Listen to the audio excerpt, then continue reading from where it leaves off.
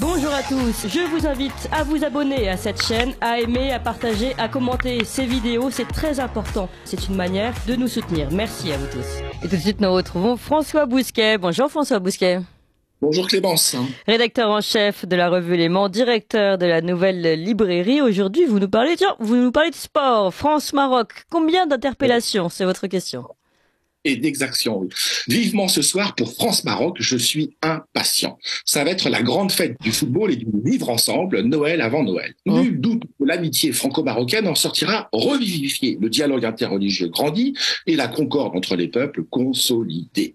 Rien que du bonheur en perspective. Journée portes ouvertes dans les commissariats et ville ouverte pour le reste de la population. La foule en liesse descendra dans la rue, les supporters marocains en tête.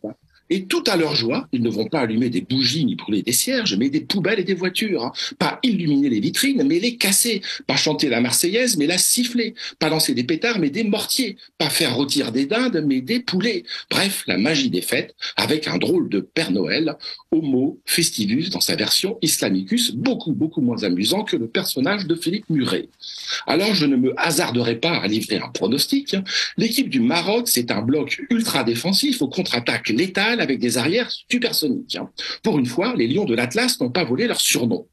Mais c'est en dehors du terrain qu'il prend tout son sens, ce surnom. Descendus de leur montagne, les Lions deviennent belliqueux. Indifféremment franco-marocains, belgo-marocains, hollando-marocains, ils ont pourtant tous grandi ici. Mais que leur équipe perde ou gagne ne change rien à l'affaire. Voilà bien le drame des binationaux. Une partie d'eux fait le bien, au pays d'origine, et l'autre le mal, au pays d'accueil. Quelques mauvais esprits aimeraient bien qu'ils se cassent, mais eux ne veulent que casser. Casser ou se casser, tel serait alors le dilemme de la binationalité. Malheureusement pour nous, ce dilemme n'est pas que pronominal. La préfecture de police de Paris a prévu de mobiliser ce soir près de 2000 policiers et gendarmes, n'en déplaise à Gérald Darmanin qui nous explique qu'il n'y a eu, pour ainsi dire, aucun incident samedi dernier sur les Champs-Élysées, ce qui n'a pas empêché ses services de procéder à une centaine d'interpellations, 170 en France. Une majorité de Français selon le ministre. Ce qui est bien avec lui, avec Gérald Darmanin, c'est que c'est toujours la faute des autres. Au Stade de France, c'était des Anglais, sur les Champs-Élysées, des Français, partis. Désormais, les frontières de l'État passent à l'intérieur des villes, disait le maire de Philadelphie il y a un demi-siècle, après plusieurs nuits d'émeutes raciales dans sa ville. La France a découvert cette nouvelle géographie de la violence en 1979 à Vaux-en-Velin. Depuis, les émeutes sont devenues endémiques. Le moindre match de football suffit à en déclencher une. Tapez mortier, qui est l'euphémisme journalistique pour émeute. Tapez donc mortier sur votre moteur de recherche. Eh bien, si vous ne tombez pas sur une promo de Brico Dépôt, c'est une attaque à tous les coups contre un commissariat. La presse quotidienne régionale est remplie de ces petites annonces, comme après le match Espagne-Maroc. 13 policiers blessés à Lille, un drapeau marocain accroché sur la façade d'une mairie, partout des heurts, parfois des coups de feu comme à Nice. Et les mêmes scènes se passent en Espagne, aux Pays-Bas, en Italie, en Belgique, avec clou du spectacle, Bruxelles, capitale de toutes nos démissions, littéralement mise à sac au soir du match Belgique-Maroc. L'intifada à domicile en somme. Notez bien que ce sont les joueurs marocains eux-mêmes qui montrent la voie, qui nous conduit à ce djihad du ballon rond. Quand ils n'appellent pas à se convertir à l'islam, ils s'affichent sur Instagram avec l'épée à deux pointes de Mahomet. Dans ces conditions, le vivre ensemble ressemble à une déclaration de guerre. Et les supporters sont au diapason des joueurs. L'un d'eux a répondu à un journaliste de BFM TV qui n'en menait pas large sur les Champs-Élysées. Ici, il n'y a que des Africains et des musulmans, on est tous ensemble. Nous, on a un truc, c'est Allah. Allah, il a tout fait. Fermez les guillemets.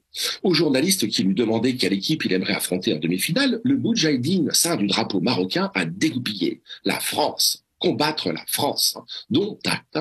Tous ces vrais et faux immigrés, naturalisés ou pas, barbus ou pas, sont des Européens accidentels. C'est du reste d'un accident dont on parle ici, majeur, cataclysmique, la libre circulation du choc des civilisations dans l'espace Schengen. La querelle du droit du sang et du droit du sol ressemble aujourd'hui à une antiquité.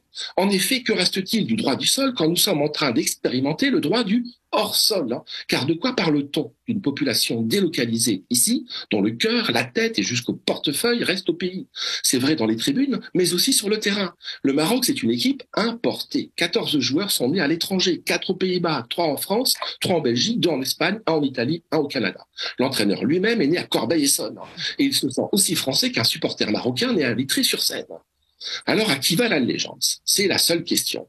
Feu le roi Hassan II y a répondu sans détour. Les plus anciens se souviennent de sa déclaration chez Anne Sinclair. Les Marocains en France ne feront jamais de bons Français, Madame Sinclair. Parole d'or. Les sujets de Mohamed VI, son fils, ne se définissent d'ailleurs généralement pas comme des Français. Ils disent « j'ai des papiers français ». Or, les papiers, ça se déchire. La vérité, c'est que ce sont des Français administratifs, ce qui n'a pas l'heure de plaire à tout le monde, en tout cas pas à Laurent Geoffrin. Que demander de plus à des gens qui payent l'impôt, c'est-il étranglé face à Charlotte Dornelas. D'abord, cher Laurent Geoffrin, beaucoup d'entre eux ne payent pas l'impôt sur le revenu, mais perçoivent en revanche des prestations sociales. Plus que la moyenne des Français en tout cas. Il suffit de consulter le rapport de l'INSEE, Revenus et patrimoine des ménages, dans son édition de 2021, pour s'en faire une idée. Même si chacun sait qu'en ces matières, le seul impôt qui compte, c'est l'impôt du sang. Là où on le verse, là sont nos attaches. Il y a un paradoxe de la nationalité comme il y a un paradoxe de la tolérance. Une société qui pratique la tolérance sans limite finit par être détruite par l'intolérance qu'elle a laissé prospérer. Même chose pour la nationalité. C'est pour nous une forme d'échange inégal, qui revient à conférer à des gens qui nous sont hostiles une nationalité de principe avec les avantages attenants, sans aucun des devoirs astreignants. Que faire? Eh bien, pas grand-chose, malheureusement. Méditer sur la chute des empires et des civilisations avec Édouard Gimond. Relire Jean Raspail. De mon côté, je feuillette toujours quelques pages de Nietzsche avant un match France-Afrique du Nord, histoire de me mettre dans l'ambiance. J'avoue que Nietzsche est un médiocre commentateur sportif, mais quel sacré philosophe. Et il a beaucoup écrit sur le ressentiment, morale d'esclave, selon ses mots, que l'on ne pourrait plus employer de nos jours. Que dit Nietzsche? Que le ressentiment est la grande passion des ratés. L'homme du ressentiment, c'est l'homme mal né, en proie à une haine intransitive, totale, hors de propos, même si elle est porteuse, dans le cas qui nous occupe, d'une vengeance pluriséculaire dopée par les échecs répétés de l'islam et le passif de la colonisation. Mais c'est là qu'il faut chercher les véritables passions tristes dont on nous rebat les oreilles. Elles naissent de l'envie, du malheur social, du sentiment d'infériorité. La vraie souffrance, ici comme ailleurs, c'est la comparaison. De la comparaison naît la rage, d'autant plus tenace que la source de la comparaison fait l'objet d'un intense désir d'imitation. Et le ressentiment est ainsi fait qu'il désire ce qu'il déteste et déteste ce qu'il désire. Alors l'immigration nous place au cœur de cette fabrique du ressentiment. Aucun exutoire sinon la vengeance. Cela aboutit à quoi? À un nationalisme de ressentiment. Tel est l'étendard que l'on voit fleurir un peu partout aujourd'hui en Europe de l'Ouest. Il est brandi par l'armée de réserve du capital et du Coran. Comme c'est une armée d'irréguliers, elle est chaotique, elle se disperse aussi vite qu'elle s'est créée, à l'instar d'un califat spontané et festif. Mais ne nous leurrons pas. L'objectif, c'est bien d'installer le califat grâce à la FIFA. Merci beaucoup François Bousquet, rédacteur en chef de la revue Éléments, directeur de la Nouvelle Librairie, et puis l'homme peut-être l'unique qui lit quelques pages de Nietzsche avant un match France-Afrique du Nord, histoire de se mettre dans l'ambiance. Vous appréciez cette émission? Alors aidez Radio Courtoisie à en produire d'autres, en indépendance totale. Rendez-vous sur soutenir.radiocourtoisie.fr. Merci d'avance.